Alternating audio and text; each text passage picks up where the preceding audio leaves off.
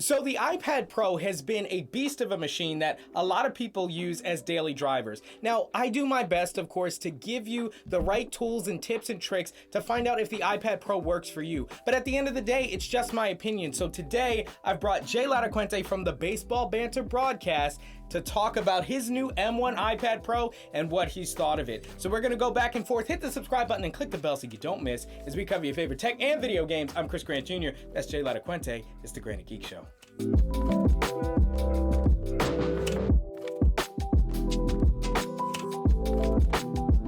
All right, so Jay, I know because we talk all the time that you have been wanting to get into M1 iPad Pro lifestyle for a while. So, but let's start at the beginning. Let's talk about your experience with Mac in general. What things you liked about that, and why you ultimately came over to iPad. So, it kind of started a few years ago when we were getting ready to launch and start up our original channel, which was the Latacuente Ledger Network, following the initiation of WeSibs. And, everybody else on the team already had the Apple entire landscape of products. So it kind of felt like I needed to be a part of that in order to really collaborate well with the rest of the team. So that was my first experience into jumping into a Mac device. I went and got the iPhone. So I had the Mac Mini and the iPhone, and that worked well for me for a very long time. And then as you've kind of gone through this iteration, this changeover with the Grant and Geek Show, and focusing in on the iPad, I saw just how easier the workflow was for you, how much easier it was to kind of, move things about and be able to do things while you're on the go, really. So being somebody that had to be grounded at the house, working off of a laptop and a Mac, it kind of left me where I wasn't able to kind of do things while I was moving. Okay. So that's kind of what led me down the path to iPad Pro. Now, you had correct me if I'm wrong, the 2012 Mac Mini, because at the time 13. that you got, 2013 Mac Mini, and the MacBook Pro was a 2013 as well, right? 2014 MacBook Pro. So I would imagine at the point where I'm running around with the iPad Pro with the SSD storage and the powerful processors, I can tell you, and you guys have seen, if you're not new to this channel, a ton of videos just on my experience with the iPad Pro. They're coming out with more and more professional work apps for the iPad Pro. So I know the transition, there was a bit of a learning curve for me. So when you finally decided that, okay, I think I'm going to go iPad Pro, what were your main concerns with switching over? As kind of crazy as it sounds, I really wasn't all that hesitant to making the switch to the iPad. I had previously had an iPad Pro several years ago just for entertainment purposes, really. And being kind of accustomed to how the iPad functioned, it made it a little bit easier to make that switch. So the hardest part of the transition was actually the work apps. Okay. So I had gotten very comfortable with Final Cut Pro, very comfortable with Premiere Pro, from even before, starting with YouTube and stuff like that. So with those two things not being accessible, I had to kind of learn a few different tricks to be able to make those kind of applications possible to be used type. So, kind of getting comfortable with LumaFusion, that kind of thing was the biggest transition. As far as using the iPad, I love being able to do things on the go. Hence the reason why I have, multiple phones. So because there's of that, a legend about how many phones this dude has.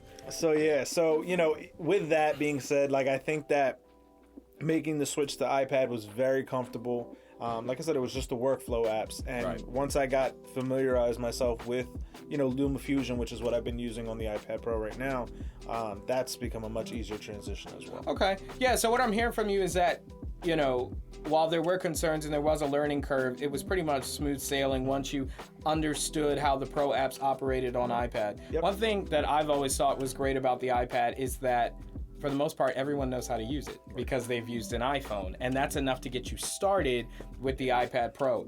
But one thing that I would love to get into is tell us about the spec and model of your iPad Pro that you got and why you chose that before we get into the workflow and what your experience has been. Okay, so I got the 2021 M1 iPad Pro, the 12.9 inch. Nice.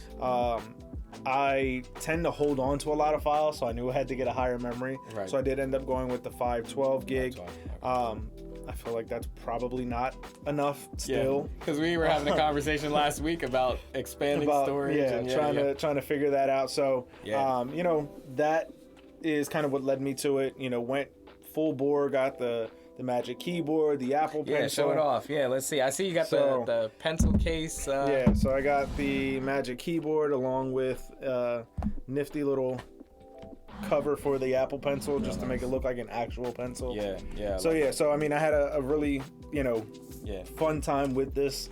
But yeah, I had to dive in whole way because otherwise, can't go halfway with it. Right. And I think one thing, like, accessories are super important. I've made some videos from like 12 South, Paper-like, a couple of other people that make accessories, because the learning curve is already something you have to think about. But if you're used to using keyboard and mouse, or you're used to, having this or that, the accessories help make the transition a little bit easier. Right, has that been your experience with the mouse and keyboard in particular? I think that buying both the Apple Pencil and the Magic Keyboard together with the iPad really helped make that transition smooth. Right. I think I would have had a much, not necessarily a much harder time, but a bit more difficult of a time really getting comfortable with the pro apps and stuff like that, and the workflow that I've developed now with the iPad without them. So I think they were very crucial and important to me being able to get to the style of flow that I needed for work. Okay.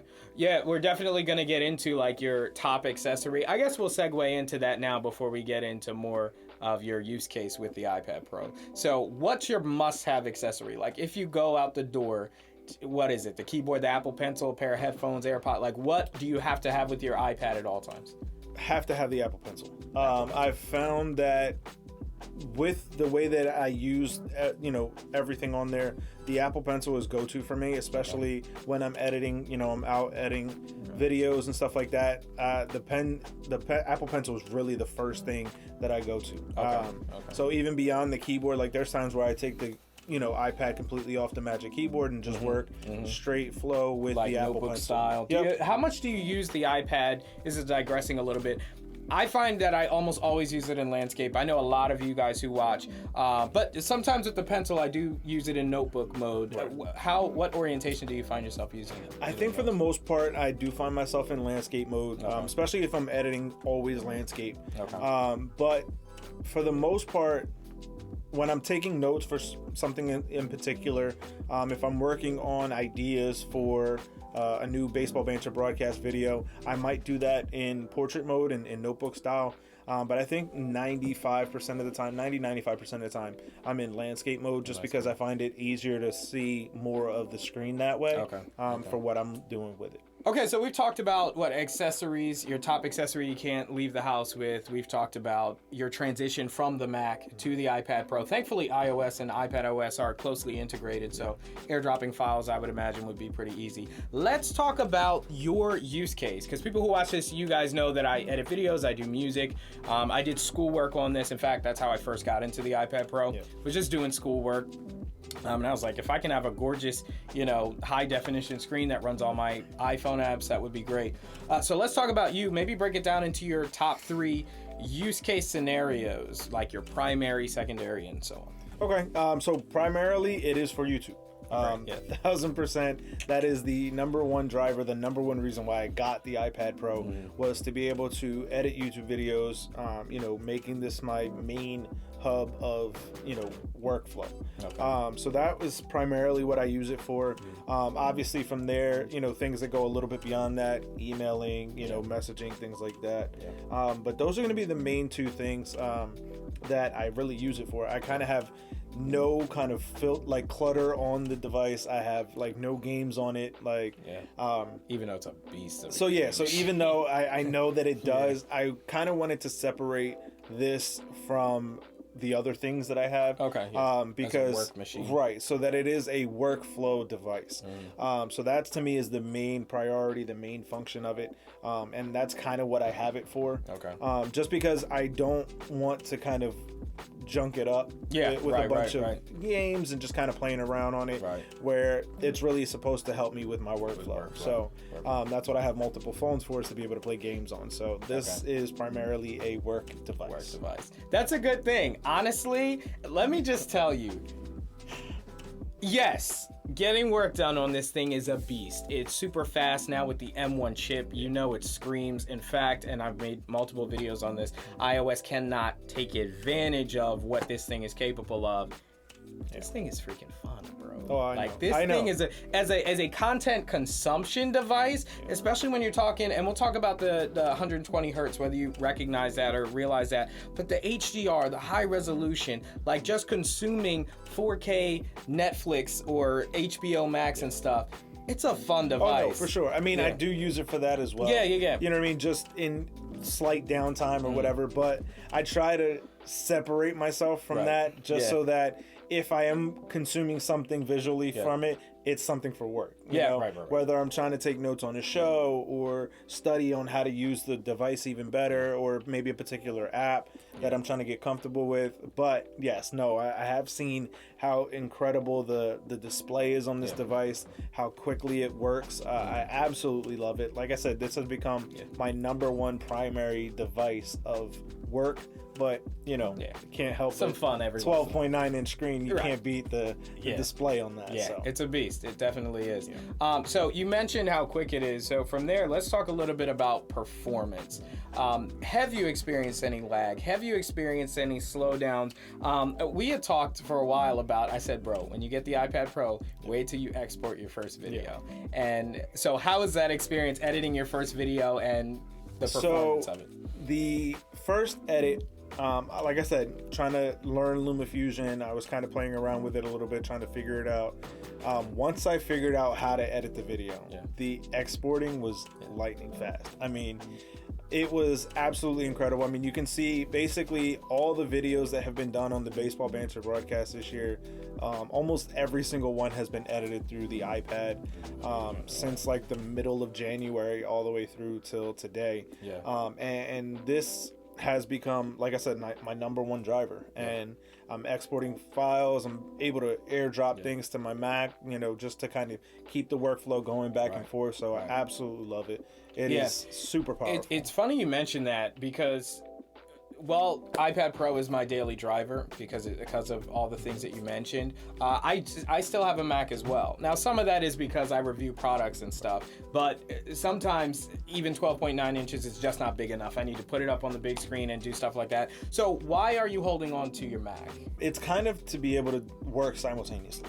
Okay. So it's more so not necessarily just to be able to work on the go, but also to be able to do things in conjunction. Like I said, I still very much love Final Cut Pro. I still love Premiere and still use them for certain things. So for me, being able to kind of jump from the iPad to the Mac with different files, if I'm working on, let's say, a video that I'm editing here and it's a bit longer, that it's taking a little bit longer to export, I'll do the thumbnail through my Mac on Photoshop and airdrop it over, upload the video through that way. Or I'll airdrop the video over to the Mac and let that upload while I head out the door and be able to, work on something else. So that's kind of where, for me, this in conjunction with my Mac is what really helps me. Okay, sweet. Now, before we get into kind of what your overall experience with the iPad Pro has been and what your favorite app is, I do want to talk to you about, working with multiple devices and